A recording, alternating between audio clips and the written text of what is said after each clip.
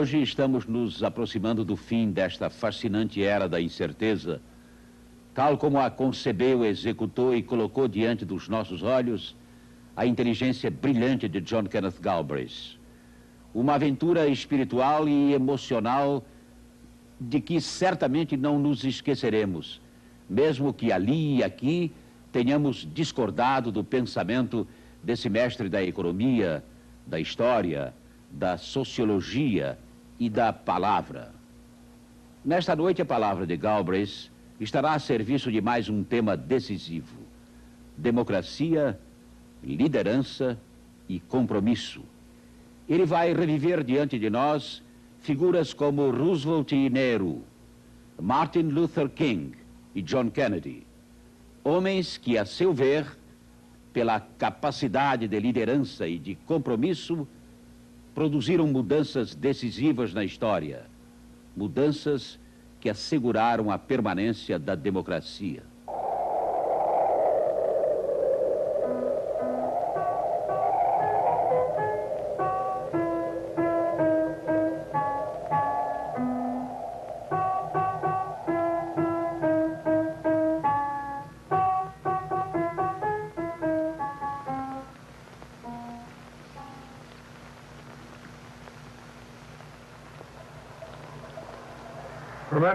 Há muitos anos que eu venho escrever aqui na Suíça.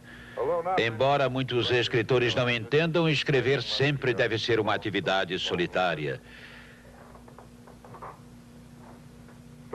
E como sempre, as coisas novas são bem-vindas para mim. Nesta bela manhã de verão, minha mulher Catherine e eu fizemos uma visita ao Landesgemeinde, o parlamento do cantão de Glarus. É um primeiro passo para vermos como a democracia responde aos problemas que discutimos nesta série. Como os líderes são selecionados, como esta escolha varia de país para país, como as pessoas se informam para participar e como a educação preenche as necessidades de uma democracia. A Suíça é uma democracia clássica. É também um federalismo clássico. É um lugar óbvio para começarmos esta viagem de descobrimento.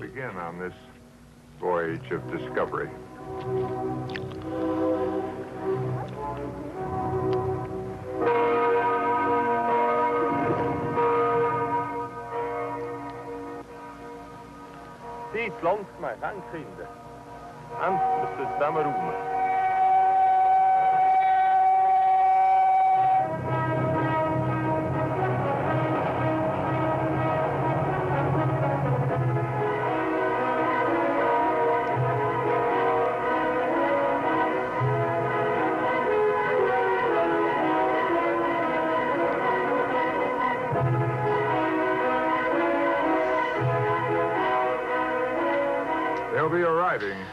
Eles estão chegando agora, a pé, de carro, de trem.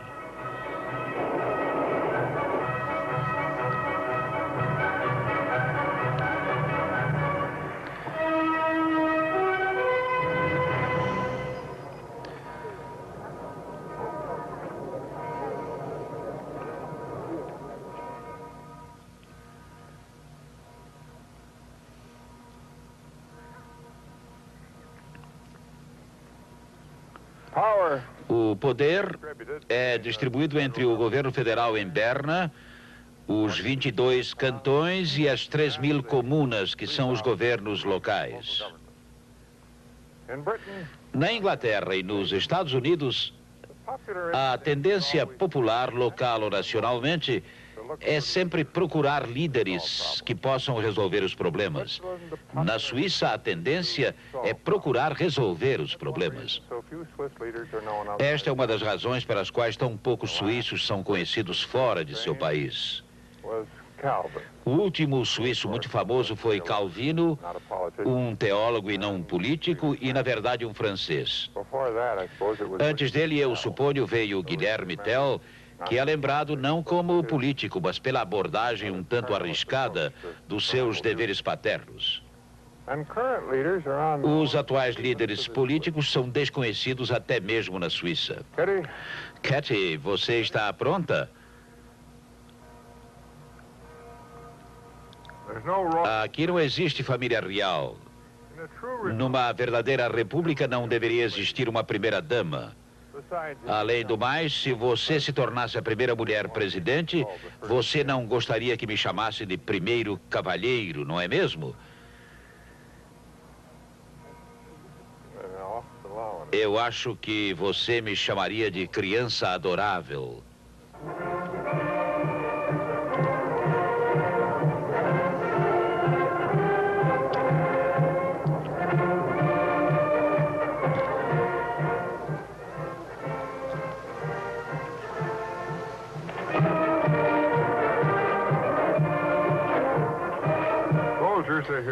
Aqui também há soldados, mas ainda ontem eles eram civis e voltarão a sê-lo depois do almoço.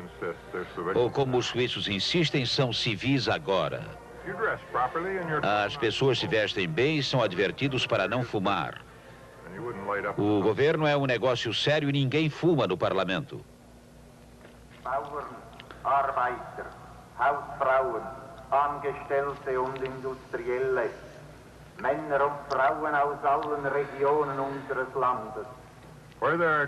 Onde existem pessoas demais para se reunir como num parlamento, existem eleições. Em alguns cantões, elas acontecem quase todo domingo. Quase todas as eleições são para resolver problemas e não para escolher funcionários. Esta é a essência da democracia direta suíça. Assuntos locais são decididos localmente. O dinheiro é gasto por quem paga. A questão do dinheiro é uma paixão no federalismo suíço. Na Escócia, em Gales, Quebec, o federalismo é um tipo novo e perigoso de radicalismo. Aqui é uma velha tradição.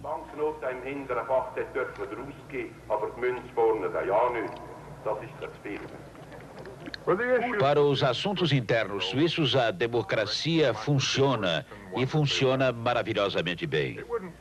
Isto não garante a Suíça numa guerra.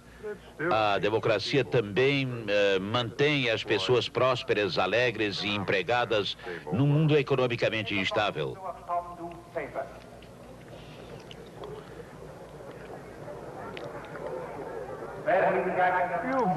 Elas votam para resolver problemas, não em pessoas. Größere Meer, Sie haben Ziffer 8. Danke.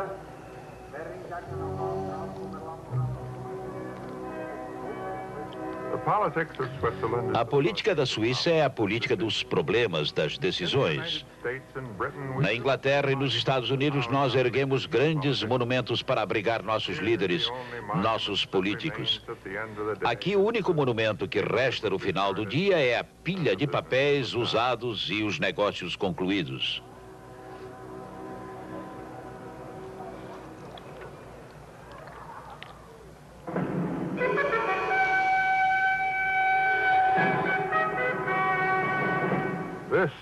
Este templo político tem pouco mais de 100 anos de existência.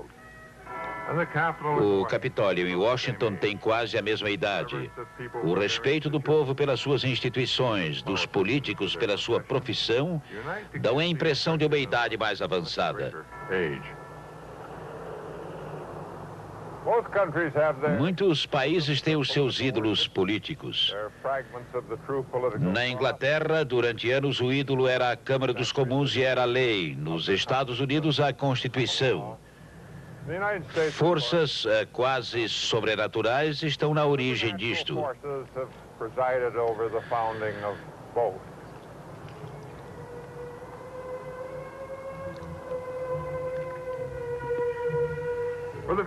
Para as pessoas que passam por esta ponte, o parlamento é uma espécie de protetor. Mas elas buscam proteção também em outras instituições. Nos sindicatos, nas empresas e corporações ou nos grupos de pressão políticos. Todos eles dividem hoje o poder com o parlamento moderno. É um fato difícil de aceitar e fonte de muitas preocupações. Alguns nesta ponte não procuram coisa alguma, ainda é muito cedo.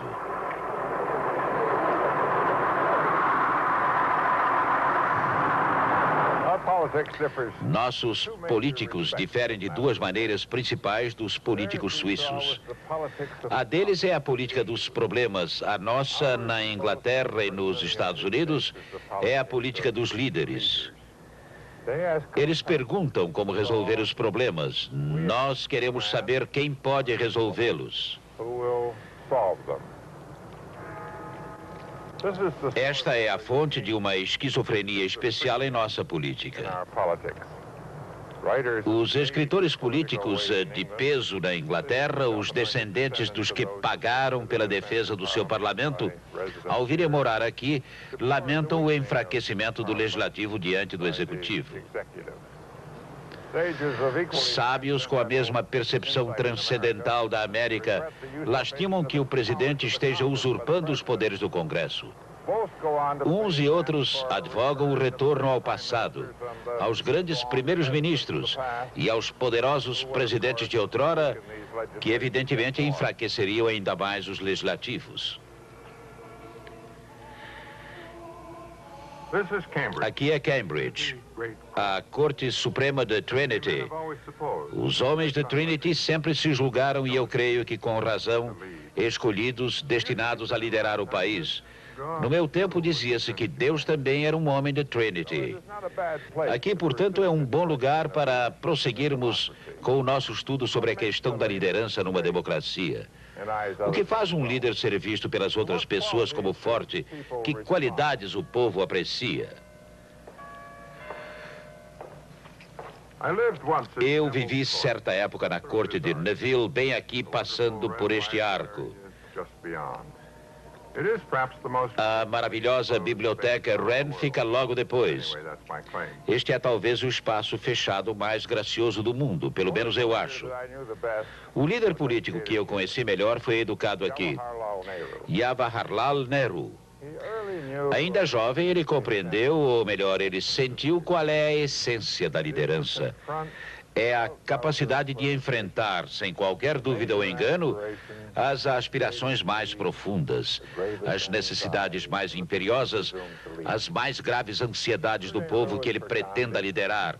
Para Nehru, como também para Gandhi, isso significava a independência para a Índia. Para esses dois homens, a independência era mais que um presidente, um parlamento, o fim da dominação britânica. Significava também a dignidade e a igualdade para todo o povo da Índia.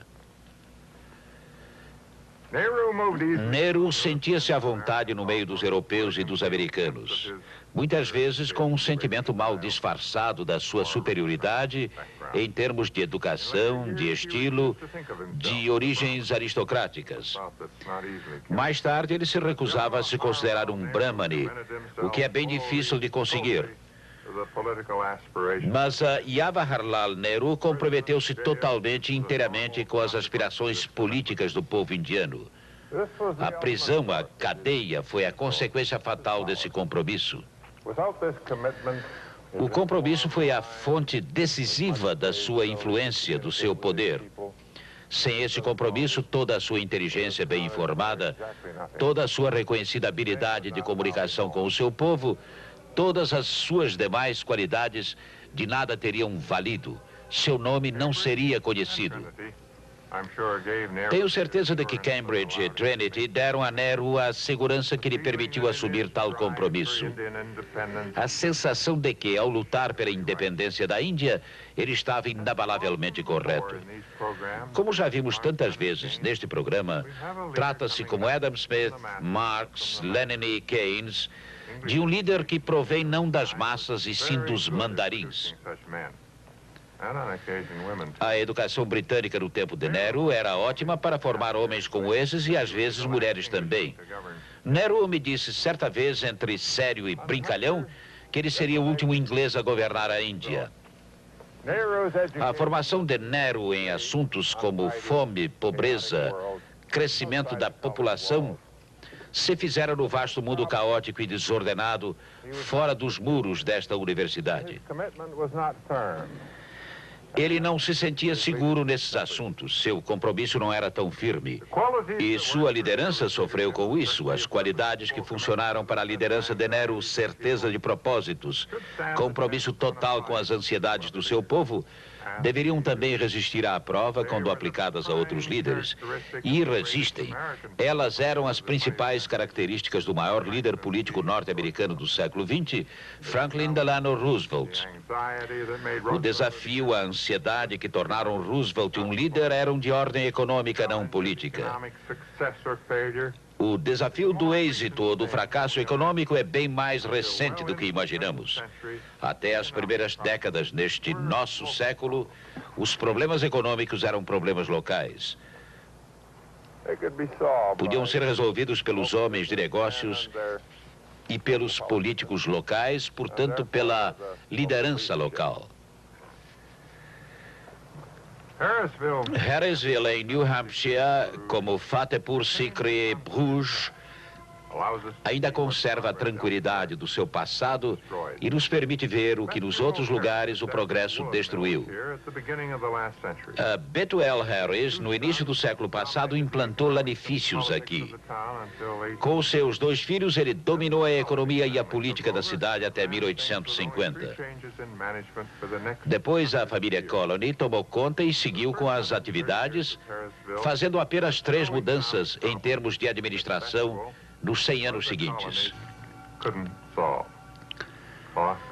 Havia sempre um preço pelo qual o tecido podia ser vendido. Os salários sempre podiam ser reduzidos até ficarem compatíveis com os preços. E isso era uma solução para o desemprego. Os sindicatos não protestavam, não havia sindicatos. A produtividade era mantida através de uma cansativa jornada de trabalho de 12 horas.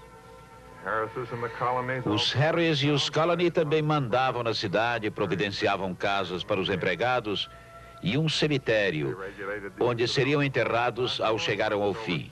Controlavam também o consumo de álcool e de fumo, a religião e o sexo. Mas com o tempo surgiram problemas que nem os Harris nem os Colony podiam resolver. Surgiu a competição com as fábricas mais eficientes do Sul. A sociedade econômica como um todo estava se tornando mais complexa e menos estável.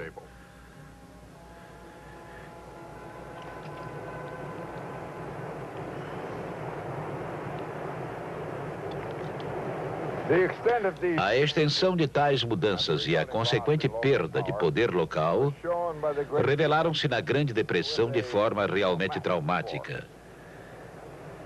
Hoje é difícil entender o assombro e a ansiedade causados pela depressão em lugares como Harrisville. Líderes nacionais como Herbert Hoover, Heinrich Brüning, Ramsay MacDonald também ficaram assombrados. Em 1933 surgiu então Roosevelt. Ele aceitava que as soluções econômicas tinham de ser soluções nacionais, algo que os próprios suíços estavam apenas descobrindo. Ele se comprometeu inteiramente com essas soluções e, portanto, com a ansiedade dos desempregados, dos fazendeiros falidos, dos comerciantes quebrados e de todos os que viviam em pânico diante da possibilidade de virem a ser as próximas vítimas. Se Roosevelt tinha alguma dúvida sobre isso, ele jamais deixou transparecer. O governo garantiria os preços, garantiria o poder aquisitivo. Admitiu que uma economia equilibrada poderia exigir um orçamento desequilibrado, como Keynes e Irving Fisher já haviam aconselhado.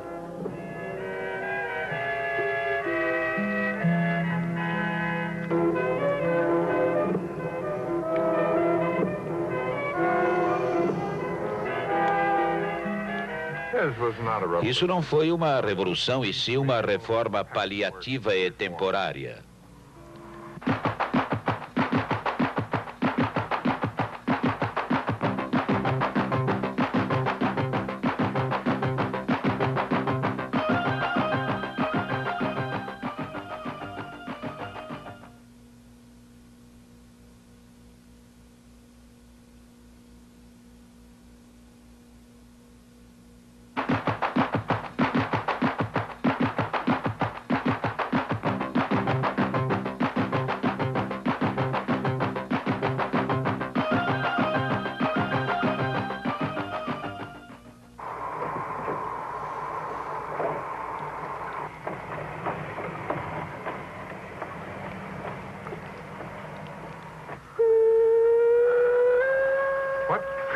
O que realmente contou foi o compromisso de Roosevelt. Se ele não se houvesse comprometido totalmente, seu nome, como os de McDonnell, Brüning e Abbott Hoover, seria hoje praticamente desconhecido. Não foi por acaso que a liderança de Roosevelt salvou a democracia norte-americana. A democracia norte-americana, como sua economia, como esta máquina que sobe até o alto de uma montanha em New Hampshire, o Monte Washington, não é exatamente uma perfeição. Para muitos passageiros havia ainda bastante desconforto e alguns momentos de pânico.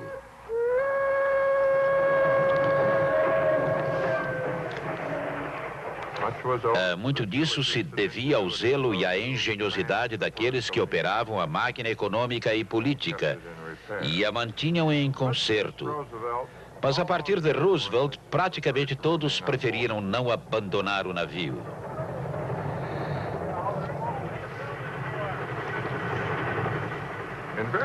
Nos últimos anos, os Estados Unidos vêm se deslocando decididamente em direção à maior participação, a uma democracia mais completa na escolha de seus líderes. Em outros tempos, essa escolha era feita pelos chefes dos partidos, que diziam a seus seguidores exatamente o que fazer.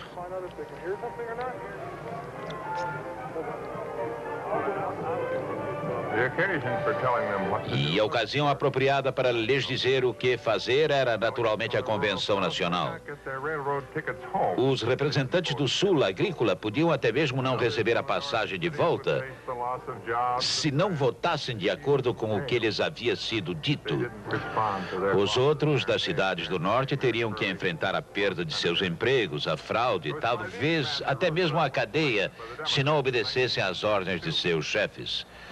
Hoje já não é mais assim. Este é Robert Strauss, o chefe nacional dos democratas.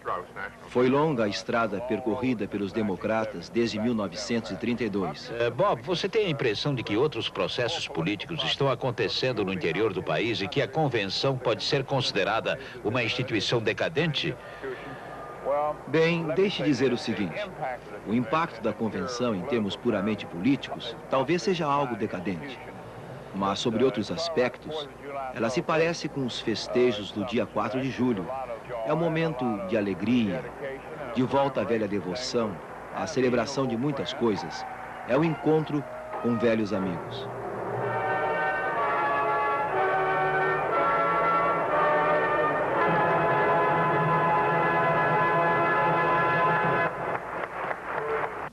All right, lighting is low level, but we will go to the band.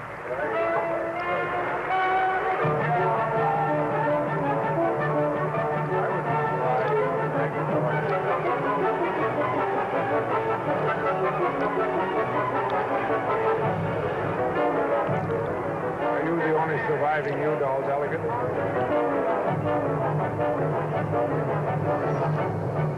Feeling he's going to be nominated.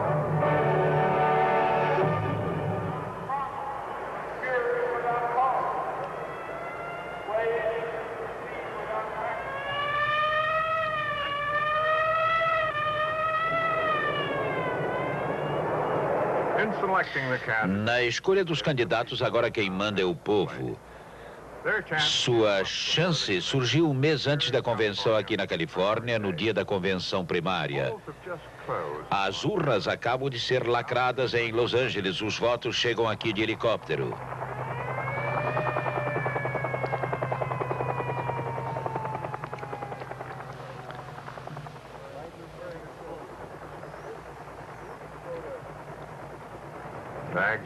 A carga é inspecionada para detectar algum objeto metálico, talvez alguma bomba. Depois é inspecionada para ver se não houve alguma fraude evidente. Todas as cédulas amassadas ou dobradas são contadas separadamente. Poderiam estragar o computador. Aí chega a vez do computador. Alguns argumentam que a solução não melhorou tanto assim. Mas como certa vez disse o Gene McCarthy, nos últimos 200 anos, a democracia avançou muito, de George Washington até Richard Nixon, de John Adams até Spiro Agnew, de John Day até John Mitchell. O meu compromisso com a democracia, assim como o de muitas outras pessoas, embora eu admita, é um ato de fé. Não aceito discutir alternativas. Creio também que há bases racionais para acreditar que a democracia é não só a mais forte, como também a mais segura das formas de governo. A fraqueza e o perigo dos estados modernos surge quando ocorre alguma divisão, alguma ruptura entre o governo e os governados, sempre que o povo sente que o governo não lhe pertence. Quanto mais democrático o processo político, menor o perigo, menor a fraqueza. As pessoas que depositam seus votos nesta urna ficam com esse gesto, vacinadas contra a impressão de que o governo não lhes pertence. Com esse gesto, elas se comportam como se os erros do governo fossem erros delas, como se as aberrações do governo fossem suas próprias aberrações. E qualquer rebeldia seria, na verdade, rebelar-se contra elas mesmas. Na verdade, é um arranjo muito sério. Isso não quer dizer que a democracia é mais inteligente que outras formas de governo. Eu, pessoalmente, não creio que seja necessariamente. Isso depende dos meios de informação dessas pessoas. Esta é a última das grandes convenções primárias. Seja qual for o resultado, uma vez terminado o trabalho do computador, nós praticamente ficaremos sabendo quais serão os candidatos à presidência. Um de dois homens será o presidente. As convenções são feitas como shows, dos apresentadores e dos oradores. O poder aqui está nas mãos do povo e ninguém pensa que é um poder desprezível, uma locomotiva sem vapor. Um candidato sobrevive. E levando em consideração o quanto é exaustivo o processo de seleção, sobrevivência é uma palavra bem apropriada.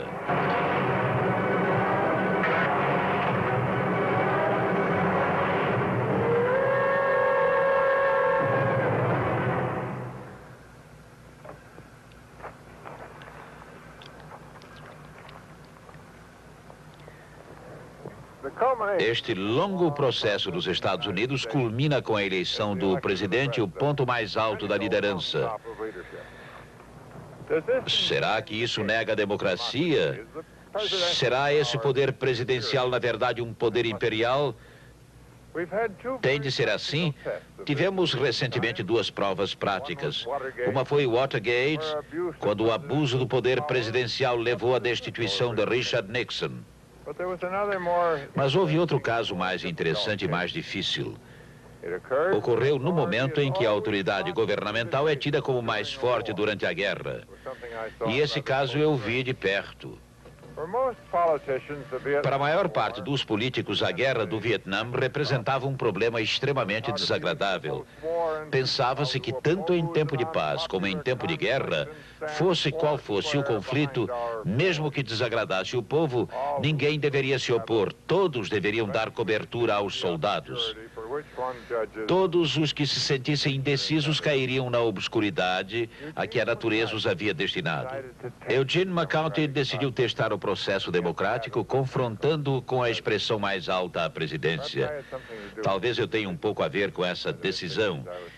Em meados da década de 60, eu era absolutamente contra a guerra e nós discutimos isso muitas vezes. Um dia, no outono de 1967, eu discursei no pico de outra montanha. Ficava a uns 150 quilômetros daqui, no Monte Scoutney, uma estação de inverno. Esperávamos umas 100 pessoas, se tanto. Quando cheguei, a montanha estava coberta de gente. Um sermão da montanha é uma responsabilidade muito grande. Depois disso, falei de novo com McCarthy, comentamos minha impressão. Outros também falaram e McCarthy decidiu, contra todos os cálculos políticos, partir para a luta. E aqui em março de 1968, nas primárias de New Hampshire, McCarthy e uma multidão de voluntários vindos de ônibus de todas as partes do país estiveram bem perto de derrotar Lyndon Johnson na questão da guerra.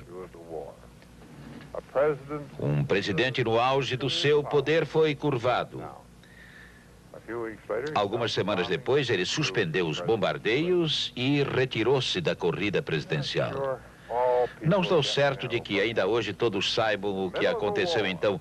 No meio de uma guerra, um grande país parou, pensou, rejeitou todas as forças do chauvinismo e do patriotismo, opôs-se a todos os seus generais, às bandas militares e suas músicas e pediu o fim do conflito. Isso é o poder da democracia. Talvez nunca houvesse acontecido antes, mas aconteceu naquela ocasião.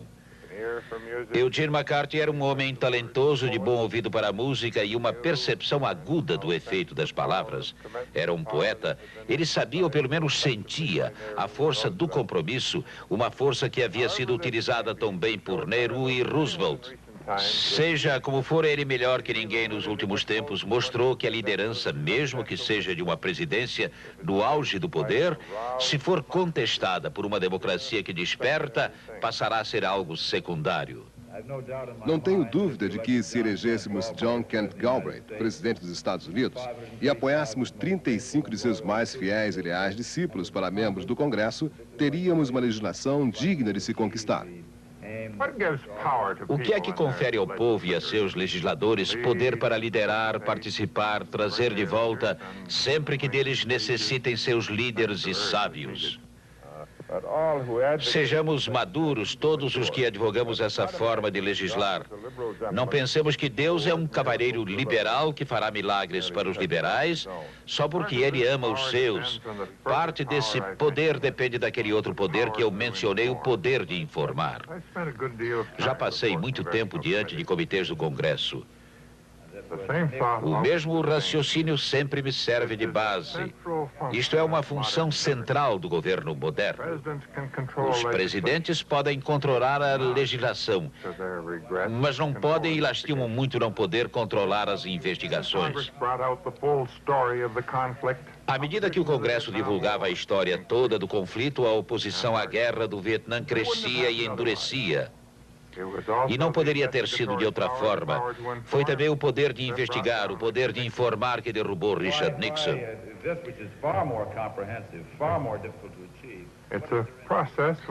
O que é muito mais abrangente, muito mais difícil de conseguir.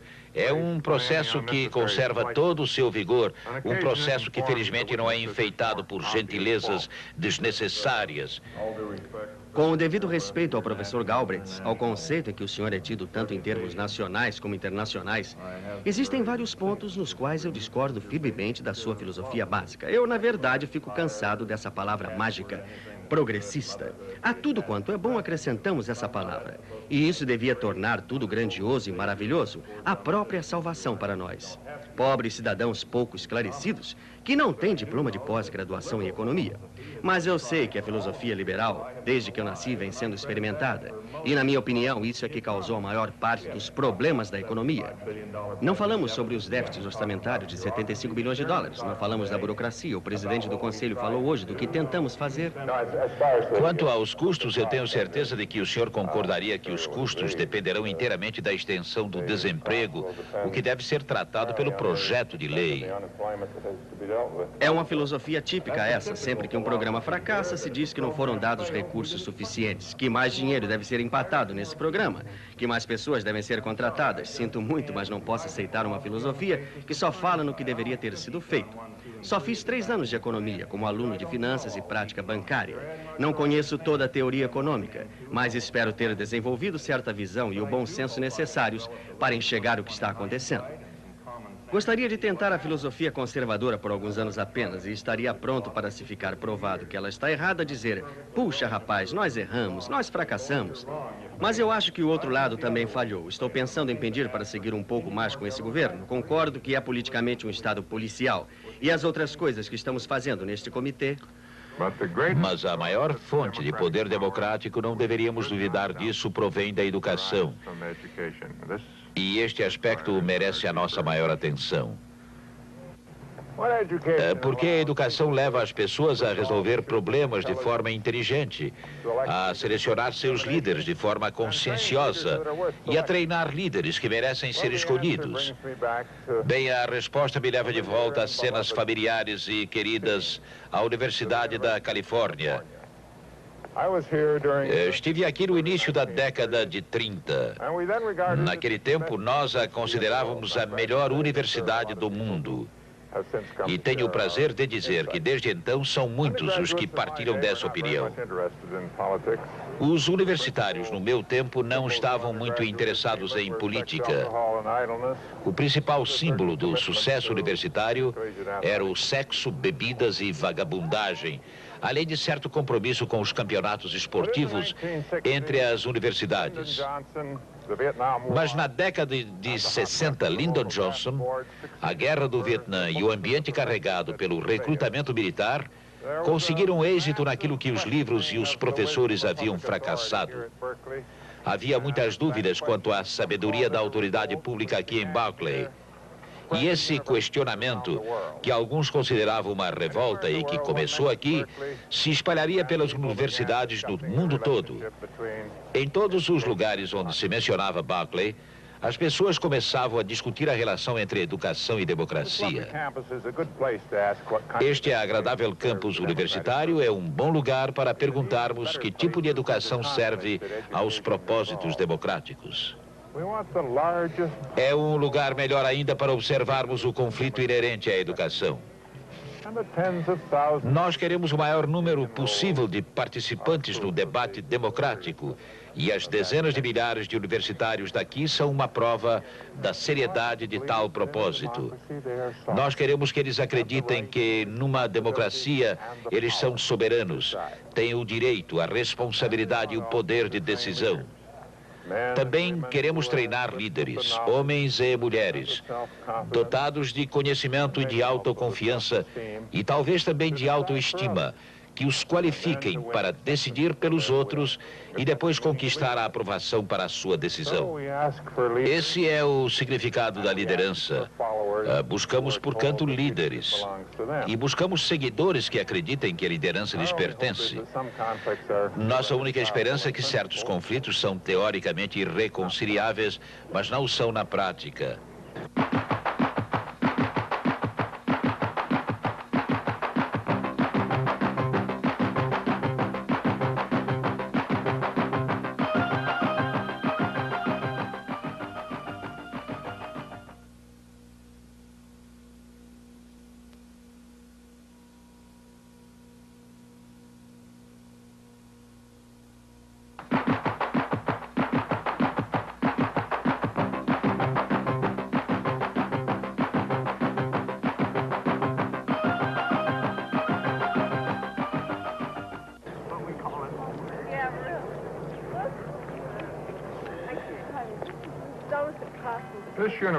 Esta universidade nos mostra, penso eu, que não precisamos nos desesperar.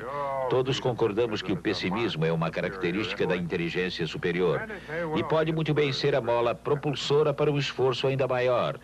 Mas devemos de vez em quando refletir sobre o sucesso, desde que isso não se torne um hábito. Durante séculos, as raças se mantiveram afastadas, os brancos sempre por cima, os pretos sempre por baixo. Agora elas se juntaram à educação, às escolas, foram o cenário dessa luta, mas foram também a razão do sucesso.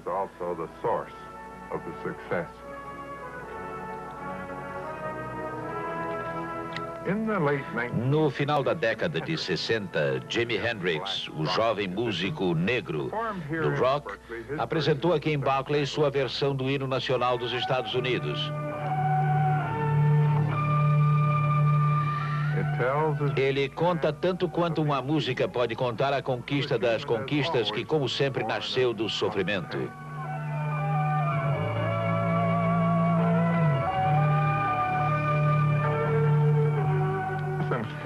Desde o início dos tempos, o ser humano celebra seus heróis à nobreza da morte.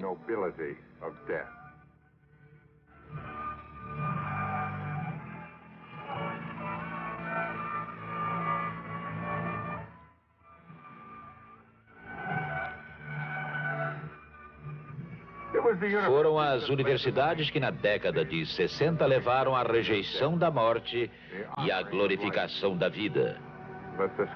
Que isso perdure.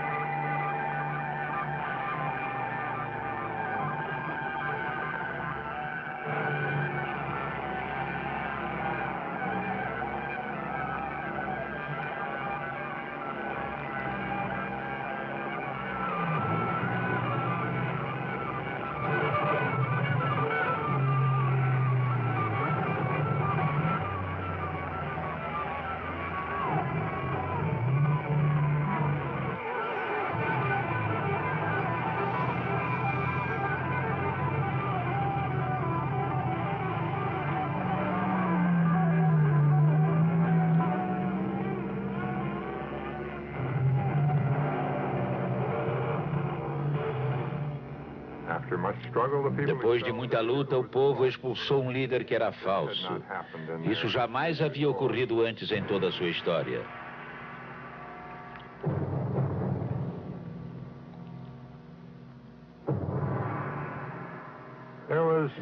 Houve distúrbios e até mesmo violência em certos casos.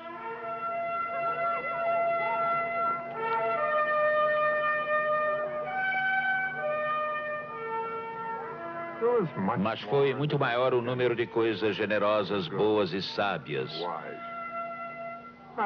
Nem todas essas conquistas podem ser atribuídas à educação. Mas depois de 200 anos ou mais, a educação nos dá motivo para comemorarmos.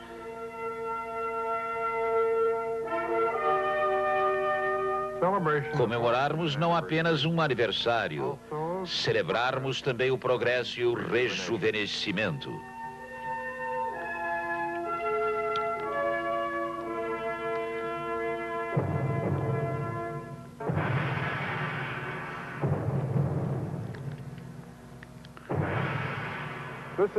Este é um teatro grego na Universidade de Berkeley. O que vemos aqui, o que relembra a democracia original, não está aqui por acaso. Os antigos construtores consideraram-no algo que uma universidade numa democracia deveria ter. É o tipo de lugar para onde, desde Péricles, os políticos e os líderes políticos convergem para se encontrar com as pessoas e tentar convencê-las. A dialética da sociedade industrial contemporânea continuará voltada para a educação. De um lado, a meritocracia competitiva, a vontade de ser bem-sucedido. Do outro lado, a necessidade de esquecer a individualidade, de fazer parte do grupo, aceitar a tese de que a política é a arte do possível. Mas acima dessa dicotomia está a necessidade maior em torno da qual não pode haver disputa. É a convicção de que os líderes não podem usar subterfúgios. É preciso enxergar as preocupações do povo e as soluções de que não se pode fugir. Esta, penso eu, é a essência da liderança, um compromisso total com as ansiedades da época, um compromisso do qual as pessoas não tenham motivo algum para duvidar. E depois a capacidade de mudar à medida em que os problemas mudem. Relembrando a lição dos suíços, isso nos revela o que a educação numa democracia bem-sucedida deve alcançar. Ela deve desenvolver o sentimento comunitário que vimos na Suíça. Isso significa ter consciência de que, no fim das contas, os interesses pessoais, os interesses de cada um, estão sempre subordinados aos interesses da comunidade. Só a comunidade local, estadual, nacional e internacional, pode traduzir o bem-estar e talvez até mesmo a sobrevivência de qualquer povo. Os cidadãos de uma democracia devem ser capazes de identificar o indivíduo ou o grupo que coloca seus próprios interesses à frente dos da comunidade, ou que talvez alegue que os dois são a mesma coisa. Porque é inevitável que as grandes empresas, as grandes associações, os sindicatos, os generais, os burocratas, os professores façam exatamente isso. A educação democrática, portanto, deve garantir que todos os cidadãos saibam identificar e se opor às reivindicações dos interesses especiais. Todos devem conhecer a voz dos ricos, principalmente uma voz muito alta e muito clara, e que muitas vezes é confundida com a voz das massas. A segunda necessidade tem a ver com o próprio compromisso. A educação democrática deve dar aos homens e às mulheres um sentimento de segurança e propósitos, que lhes permita enfrentar sem dúvidas ou ambiguidades as tarefas do nosso tempo. E deve ajudar todos a distinguir entre os líderes, os que realmente assumem esse compromisso e os que não o assumem.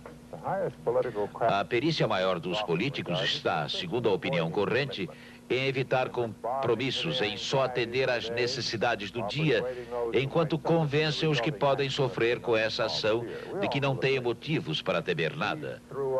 Todos nós conhecemos bem a frase como paz através da força armada e vamos acabar com a pobreza, mas sem aumentar o papel do governo.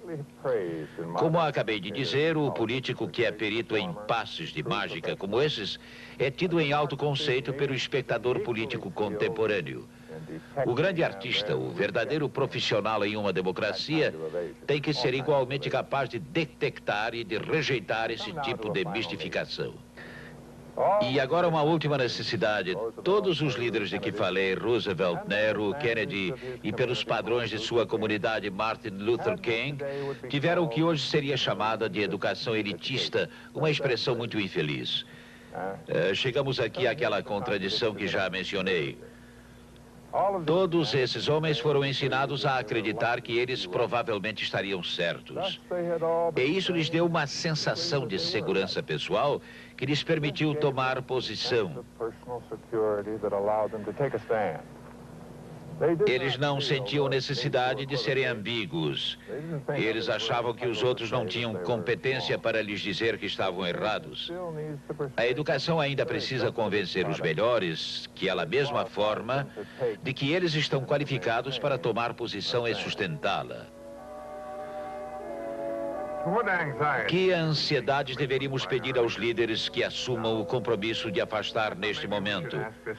Pensei que talvez fosse melhor apresentar essa questão num ambiente menos atormentado. De qualquer maneira, foi um bom pretexto para chegarmos aqui ao Vale da Morte, bem conhecido por ser uma de nossas ansiedades. Um local de beleza singular, onde podemos admirar estas montanhas todas estéreis, severas e a seu modo inflexíveis.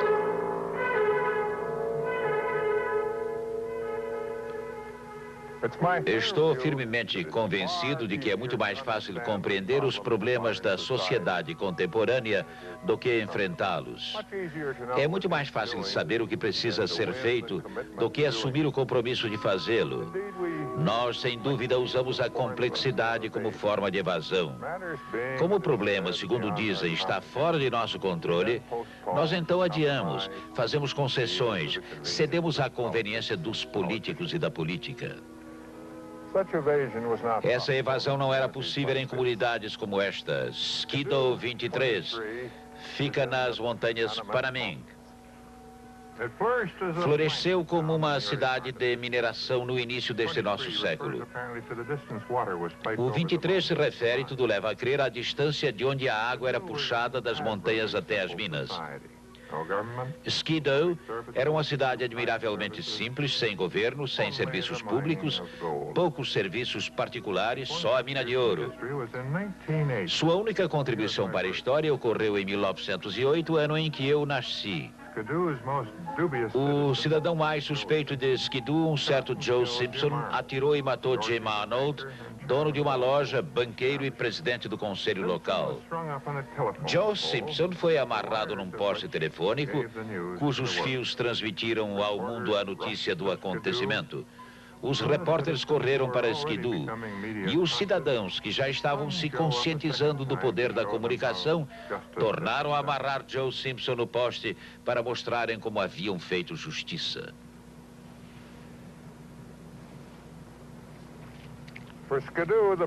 O problema para Skidoo era sua base econômica, e isso, neste deserto, pessoa alguma podia deixar de compreender. A base econômica também é o problema da metrópole contemporânea, junto com a busca de recursos públicos que permitam aos cidadãos conviver de forma razoavelmente segura e civilizada.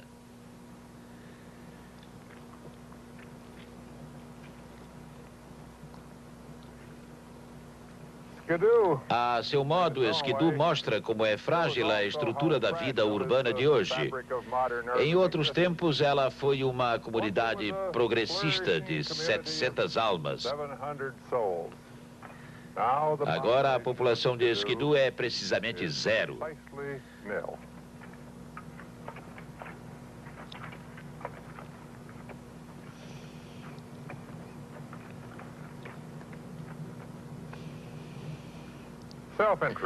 o autointeresse, o livre exercício dos impulsos individuais.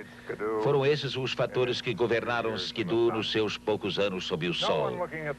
Ninguém que olhe hoje essas colinas estéreis poderia imaginar que houvesse alguma força capaz de atrair pessoas que estavam a centenas de milhas para se enterrarem nesses buracos que acabamos de ver.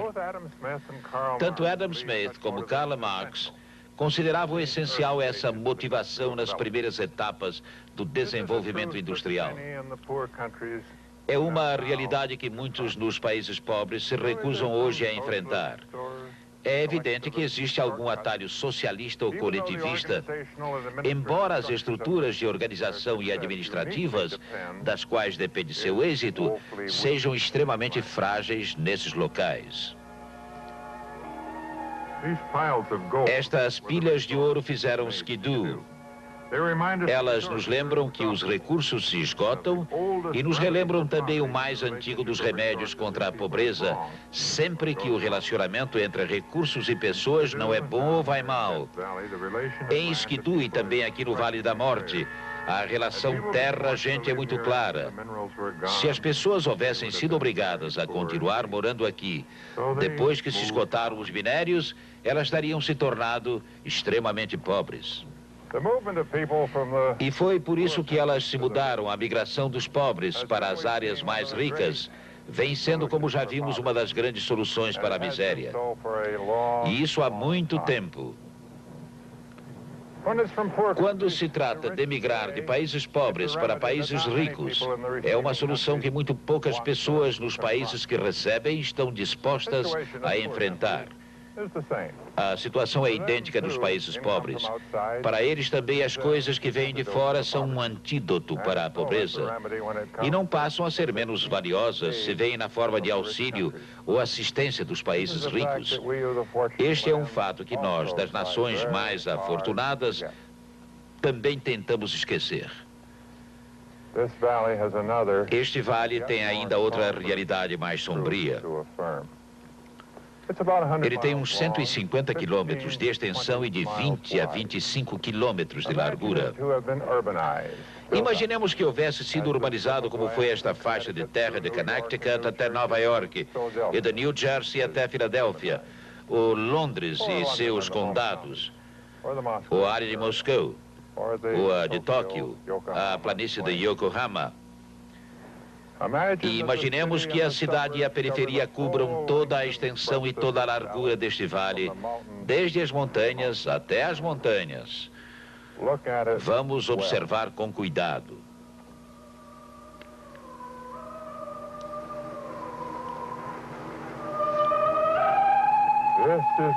Seria esta a sua aparência depois da explosão de apenas 4 bombas de 20 megatons.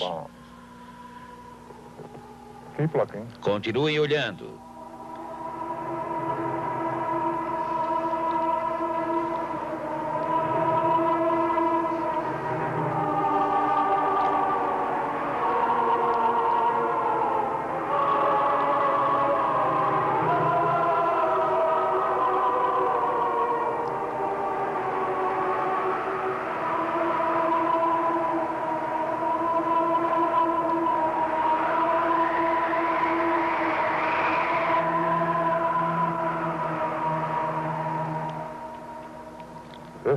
Esta é uma realidade que nós tentamos muito esquecer e conseguimos.